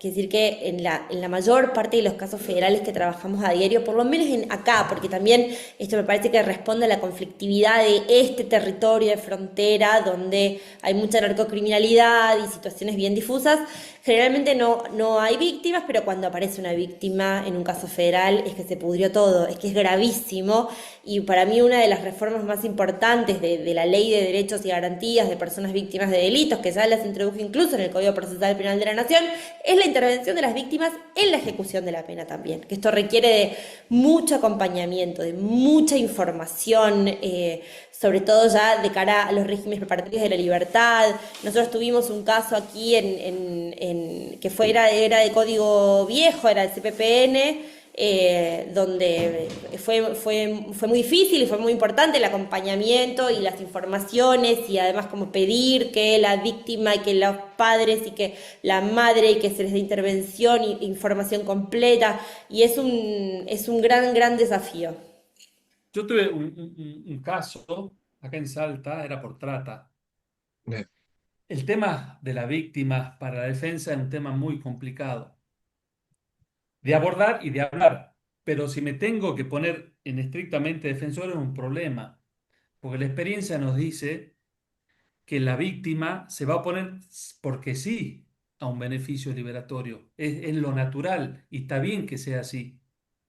Pero cuando vamos a la parte técnica, por ejemplo, yo pido un informe, los informes son positivos, la persona cumple con todos los requisitos, merece volver a salir afuera, el dictamen siempre de la víctima es no. Sin fundamento, digo, tiene sus propios fundamentos que lo dejo a salvo, pero estrictamente como defensor es un problema, porque muchas veces hay una oposición porque sí. Y Benjamín, no, me parece, como yo ya te decía, no tuve la experiencia, pero creo que en el caso de que, como en el caso que vos planteás, de que están dados todos los requisitos para una libertad, supongamos, y que incluso todos los requisitos legales y más allá de la víctima que se la va a escuchar, se resuelva que sí, la persona va a recuperar su libertad. Esto ya es una opinión personal, creo que también sería importante para esa persona víctima de un delito haber podido presenciar y haber podido escuchar el por qué se decide eso, porque a veces el conocer este proceso a través del cual y los argumentos por los que sí se da el beneficio, porque yo como víctima estoy en contra, también es de alguna manera respetar los derechos de la víctima. No respetar los derechos de la víctima no necesariamente tiene que ser decirle a todo que sí, o a su postura, como vos decís, sin fundamento. No, por eso era a lo que vuelvo hace rato. No entienden. O sea, no sé, en la experiencia que tuve yo, no sé si se fueron contentos o no lo sé. Pero quizás, como decís vos, quizás interiormente tuvieron una respuesta. No lo Gracias. Bueno, sé si te digo, creo te estoy que, diciendo. sí, perdón, no, decía que, a ver, el artículo 373, si bien claramente todas las modificaciones últimas hacen que, como bien decía también Lucía, por el tipo de delitos o mayor cantidad de delitos que manejamos, al ser delitos de peligro abstracto, todo lo que es contrabando, narcotráfico y demás, sí tenemos en el caso de trata. En el caso de trata y el artículo 373, por lo menos en la manera que yo lo interpreto, es claro en cuanto, si bien es parte, es una parte que tiene ciertas particularidades, digo yo, ya que no necesariamente debe estar presente como las otras partes, sino que habla de el derecho a ser informada con lo cual, si bien siempre son notificadas respecto de la audiencia, no se puede exigir, porque es más, se correría el serio riesgo de revictimizar a una persona, sí darle la chance de que lo haga y eventualmente también lo que solemos hacer cuando se resuelve, por supuesto, en definitiva, a favor de una libertad anticipada o de ciertas salidas o permisos o algunas cuestiones, también hacerle saber de lo resuelto oportunamente para que eventualmente, si quiere, pueda ejercer su derecho recursivo o impugnativo, pero se le da la posibilidad de hacerlo. Ahora, repensando, tuve otro caso, pero ya con el defensor de víctima, y ahí no fue mejor, porque el defensor de víctima entendió, se comunicó con su asistida y prestó conformidad. Ahora me estoy acordando. Bueno, entonces por ahí sí el mayor manejo de información puede traer como otros resultados. Como dijo Diego, no fueron a las audiencias, Y fue no, con el defensor de las no, víctimas. claro, el defensor de la víctima es una salida Sí, bastante ahora que buena me hizo para acordar lo decir que dijo Diego. estuvo ahí Sí, y que la persona eventualmente, si no quiere, no esté. obviamente fue cuando él dictaminó, ahora que me acuerdo, dijo que consultó con su asistida y no tuvo reparo. Muchas gracias. Eh, Bueno, nosotros tuvimos también un caso, como decía Lucía, que fue que no se aplicaba el sistema acusatorio, fue por escrito, pero ya teníamos en consideración la opinión de la víctima y fue bastante complicado porque era una persona que estaba en condiciones temporales de recuperar la libertad, pero el domicilio que tenía fijado era muy cerca de la casa de la víctima. Y ahí realmente fue una complicación y tuvimos mucho diálogo con la defensa para poder encontrar la solución más óptima para respetar los derechos de todas las partes y tener en consideración la seguridad de la víctima y también la necesidad de que el imputado recuperara su libertad para poder tener un control antes de que se terminara de cumplir la condena, ¿no? Ese es el Eh, mismo caso, a ver, que era que no encontrábamos a las víctimas, que no se constituyeron, no contestaban, ¿era ese? Que tuvimos problemas y no la doctora sé. Cataldi insistía, insistía, insistía. Sí, puede ser, puede ser. También había una mujer ahí muy cansada también, ¿eh? Muy agotada. Una delegación en una familia, también de las situaciones. Era muy complejo. Bueno, como suele pasar en casos graves, ¿no? Sí. Acá me Sí, dicen en que sí, general la puede ser respuesta que eso. nosotros tenemos es que muchas de las víctimas, la respuesta es, ya no quiero saber más nada de este tema, no me llamen más. Claro, Pero sí, bueno, sí. Sí, tuvimos como 2 años y pico para dar solución a ese sí me acuerdo. Bueno, gracias. Y les consulto ahora, creo que quedó de alguna manera establecida la importancia de la inmediatez y de la concentración que se puede hacer de los planteos en una audiencia, que el expediente papel lo vuelve imposible. Eh, y les consulto ahora si materialmente sería posible mantener el sistema si no tuviésemos este Zoom, la virtualidad. Eh, Nosotros, por lo menos en Jujuy, tenemos la mayoría de las audiencias son virtuales y eso permite que una persona que está detenida en un penal en Salta también se pueda conectar a la audiencia y participar sin necesidad de hacer un traslado de muchos kilómetros para una audiencia presencial. A ver, Diego, ¿tú pensás que se podría materialmente sostener el sistema si todas las audiencias tuviesen que ser presenciales? yo creo, a mí me pregunta, disculpa, no sé. No, no, a Diego. Ah, bueno, eh, yo cuento una experiencia personal. Eh, Antes de llegar al tribunal oral, estuve prácticamente un año subrogando como juez de garantía también en Jujuy, post pandemia, si bien no era inmediatamente post pandemia, y me acuerdo que eh, uno de los jueces de la Cámara Federal de Salta, en una visita que hizo por Jujuy, me dijo si no me parecía que era el momento de volver a la presencialidad. Y lo que yo le contesté en ese momento, y lo sigo sosteniendo hoy, si bien ya han pasado más de 2 años, diría que casi 3, es que yo tengo que reconocer que la virtualidad nunca va a sustituir la presencialidad. Eso creo que es una necedad. Pero la ecuación real que yo le planteé es que en realidad la verdad es que eh, chocaríamos con una cuestión de más que presencialidad o virtualidad, es virtualidad o audiencia presencial demorada, suspendida, cancelada, postergada, porque la verdad que la gran cantidad de audiencias que hay, la celeridad, recién hablábamos o mencionabas vos, Claudia, la cantidad de audiencias que tenemos diariamente en donde uno está en sala de espera, se concluye, empieza la otra, tiene una dinámica y una agilidad que realmente es muy loable y que con la presencialidad no se lograría. Los que tenemos muchos años en la justicia sabemos de el tener que estar con el teléfono diciendo, y no llega el detenido, sí, se nos rompió el móvil, no pudo salir, no se puede. Entonces, no solo es el costo económico, sino también la responsabilidad, el riesgo, la dificultad que acarrea eh, el traslado de, estamos hablando de ejecución, gente en su mayor parte detenida.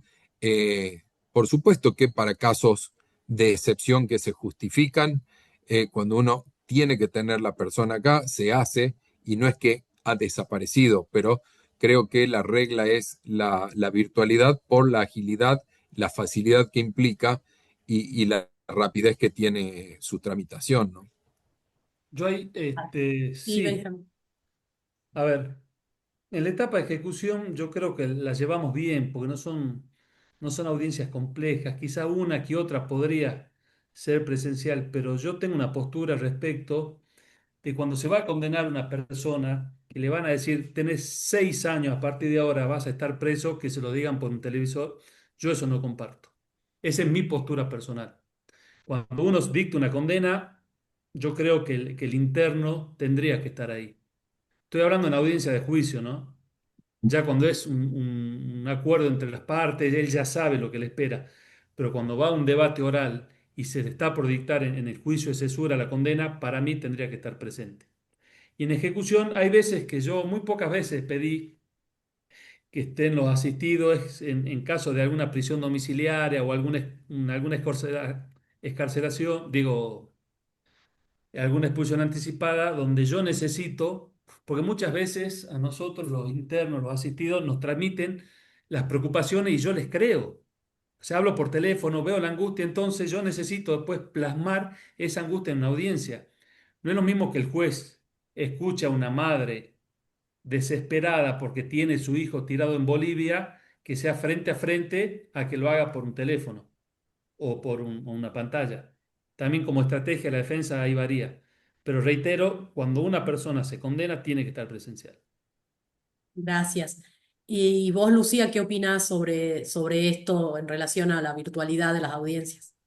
Y la verdad que entre el mundo real y o el mundo ideal y el mundo posible, mejor dicho, en mi mundo ideal tenemos una ciudad judicial con espacios de alojamiento para personas condenadas y además con pasillos subterráneos que las conducen y tenemos salas de audiencias y todos nos vemos las caras y los traslados son fáciles, ágiles, rápidos, cuidados, organizados.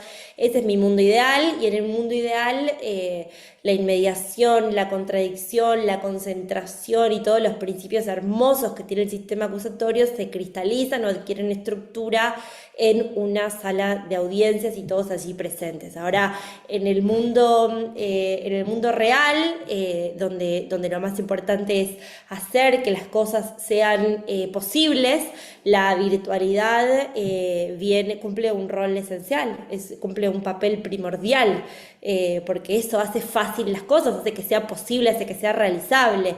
Y prefiero, de vuelta, entre el mundo ideal y el mundo que tengo, que las personas condenadas tengan la posibilidad de hacerse escuchar y de plantear sus problemas y nosotros de litigar, además las cuestiones, las respuestas que corresponden dar según nuestras posturas, que lo hagamos y que lo hagamos pronto y que eso sea ágil y que esa respuesta exista antes de que sea postergada, como decía Diego también, o diferida en el tiempo, o que, no sé, que suceda, que sería una tragedia, que una persona que pide una audiencia tenga que esperar meses para que la escuchemos, porque el traslado se demora, porque no hay infraestructura, porque a dónde se queda, porque es peligroso también.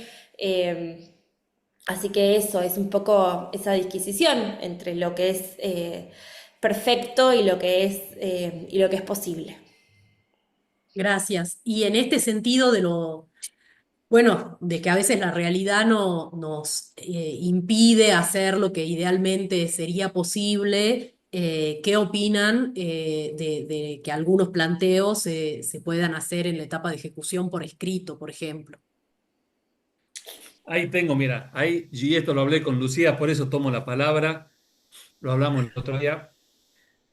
Si bien yo estoy a cargo de las dos unidades de Salta y Jujuy, litigamos totalmente en forma diferente. Yo a mi criterio, y se lo dije a Lucía, por eso lo digo acá, se está litigando cosas que no se debería litigar en Jujuy. Yo creo que estamos en pos, yo le entiendo a Lucía porque es una banderada y una gran defensora de este sistema, pero yo creo que en pos de esa bandera se está perdiendo el delineamiento, el tema del litigio. Yo acá en Salta, por ejemplo, pido audiencia únicamente cuando tengo que litigar algo. O sea, cuando tengo con el contradictorio, cuando me voy a pelear con la fiscalía, voy a aportar pruebas. Si no, todo lo resuelvo por escrito.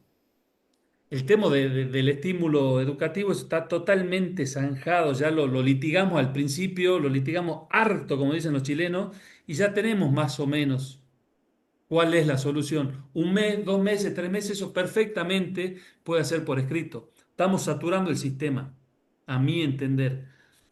Hay otras cosas también, por eso no quiero ser redundante, pero únicamente a mi criterio se debe pedir audiencia cuando tiene que haber un litigio, un contradictorio, una batalla en buen sentido. Si no, perfectamente un pedido de ir al médico o que se le dé 30.000 pesos más un mes se puede hacer por oficina judicial, no reviste mayor importancia. Fui Gracias. cortito, ¿ya? Y Mm, vos, Diego, ¿qué opinás sobre esto de que algunos planteos se puedan realizar por escrito? Bueno, sí, a ver, y de hecho, amén de que sé que en Jujuy hacemos muchas más audiencias y la regla es la oralidad, porque bueno, entiendo que además de lo que exige el código, no significa que toda cuestión sea motivo de audiencia desde ya. A ver, los pedidos de salida para turnos médicos no se hacen, mucho menos las justificaciones, es decir, que claramente hay cosas que el código no prevé, pero se han ido buscando salidas alternativas porque también establece la simplicidad. Y a veces esto puede, esta simplicidad, solucionar alguna cuestión menor. Eh, en otras cuestiones, sí, en esto no voy a disentir con Benjamín, que algunas cuestiones por ahí ya bastante zanjadas o con antecedentes y casi sin discusión, podrían hacerse de otra forma. Pero por otro lado también, yo en algún pasar dije, también es un momento para que el, el, el interno, el condenado, ser escuchado, la eventualidad de alguna otra cuestión se pueda suscitar, eh, el hecho de que, como digo, no por no hacerlas, porque yo soy partidario y así lo vengo haciendo, hay visitas de cárceles, que las visitas de cárceles en realidad, más allá de ser una exigencia, creo que son una necesidad para quienes están cumpliendo una condena sean escuchados. Entonces, también se aprovecha estas audiencias para que nos escuchen, sepan cuáles son los motivos por los cuales se les reconoce o no eventualmente, más allá de que entiendo que en esto claramente estamos en los casos en que hay acuerdo, pero tiene otro trasfondo, amén de la sola petición de la parte, ¿no? Pero sí, Gracias. son cuestiones que se pueden buscar alternativas. Y vos, Lucía, bueno, Benjamín adelantó un poco tu postura, pero no sé si querés contarnos algo más al Sí, respecto. no, agregar que para mí el único riesgo que sí nos tenemos que preocupar por trabajarlo es la desnaturalización del sistema. Y me parece que es un riesgo que está presente tanto en el extremo de hacer, sustanciar por escrito absolutamente todo, como en el extremo de hacer audiencias que hagan insoportable o intolerable el sistema, ¿no? O sea, en cualquier extremo está presente la posibilidad de poner en riesgo o en jaque el sistema y es en eso lo que nos tenemos que preocupar por cuidar y por construir, porque tenemos una tradición jurídica muy joven todavía, cada 6 años son comparativamente a las jurisdicciones que vienen implementando, es mucha experiencia sin dudas, pero es una tradición muy joven aún así, nos queda muchísimo por delante que hay que aceitar institucionalmente y eso es a fuerza de trabajo, eso es haciendo camino al andar. Entonces ahí me parece que un poco eso, a fuerza de prueba y error, tenemos que ir puliendo y moldeando y bueno, yo siempre voy a bregar por las audiencias, pero bueno, sin la necesidad de reconocer que también, bueno, hay un extremo malo posible de desnaturalización, ahí también lo sé. Y muchas Bueno, veces también acá en Salta depende de la estrategia. Acá, por ejemplo, en una época del Tribunal 2 todavía tiene un montón de audiencias y yo pedía una audiencia para sustanciar algo y me la daban a 3 semanas. Entonces me convenía presentarlo por escrito. Había hablado con el Ministerio Público Fiscal y al otro día ya tenía la resolución. También viene parte de la mano, ¿no? De la estrategia y del cúmulo de tareas que tienen los tribunales. claro, también hay que como ponderar los distintos principios que hacen al sistema acusatorio, en este caso, entre la celeridad y la oralidad, sería en este Sí. caso, ¿no? Lo que pasa es que tanto en Salta, en Jujuy, no hay oficina judicial saben ustedes, de juicio. de juicio, entonces ahí se complica. Y esto, más que la oficina judicial, te reitero, estaba muy recargado el Tribunal 2, entonces ese mes o 2 meses se nos hacía medio imposible la audiencia y lo consulté con el fiscal, lo consulté con el juez, me dice, si me lo presentas, te lo saco mañana. Y eso también es el principio de formalización. Yo creo que no viola nada del código, porque estoy dando una respuesta rápida a mi asistido. Yo también tengo que fijarme en eso. Claro. Justo tocaste el tema de la oficina judicial, que es una de las preguntas que habían hecho en el chat, y qué rol cumple la oficina judicial en esta etapa. No trajimos a nadie de la oficina judicial el día de hoy, así es que vamos a tocar de oído todos, pero igual podemos contar. Benjamín, vos nos decías que no hay oficina judicial.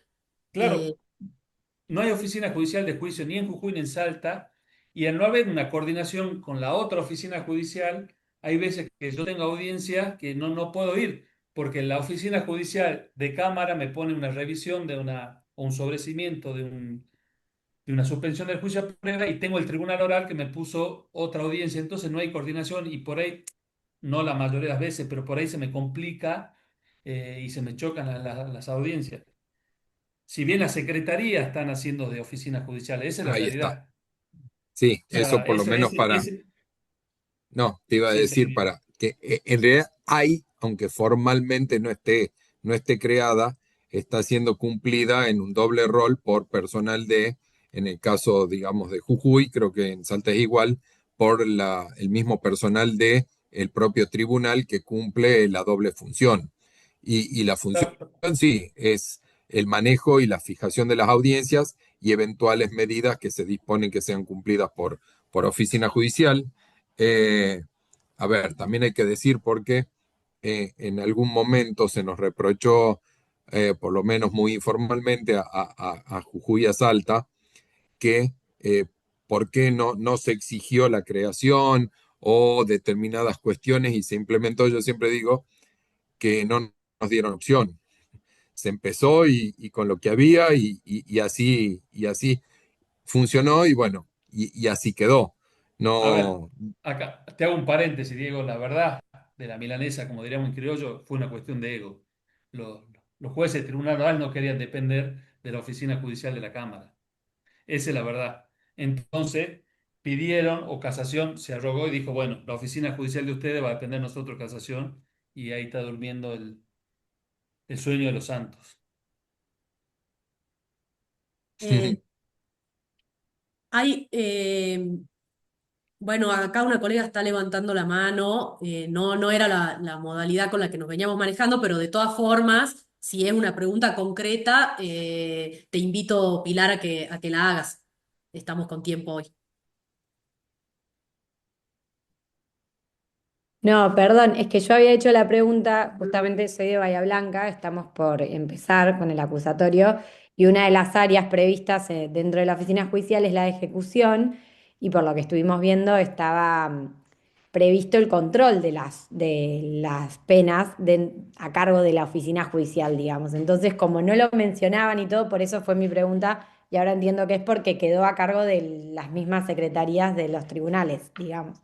Ellos hacen el control de la pena. Hay Sí. gente de tu provincia acá en Salta ahora, vinieron. Sí, están todos los magistrados justo viendo todo. Sí, es así, no hay oficina judicial, pero como bien dice Diego, los secretarios están actuando y funciona en sí. El único problema es la descoordinación con la otra oficina judicial, nada más. Que obviamente a los jueces de tribunal no le importa porque no actúan como juez de garantía o nada, no se va a superponer audiencia. Sí en Rosario, que en Rosario tengo entendido que ya los jueces de juicio están haciendo jueces de garantía. Sí, yo creo que, a ver, voy a hacer otra confesión. Yo siempre dije que antes de la implementación del código, yo era bastante escéptico, por no decir reacio, a la implementación del código, no solo por esto, porque me olía que iba a ser bastante sin recursos, como en definitiva fue, pero a pesar de eso, tengo que reconocer que el sistema funciona y creo que el principal motor o combustible que tiene es la buena predisposición de todas las partes, ¿no? Para que esto funcione, entonces, algunas cuestiones que claramente podrían ser mejoradas, porque esto es así, igual están funcionando y se ha logrado por la buena voluntad de todos en que esto sea así.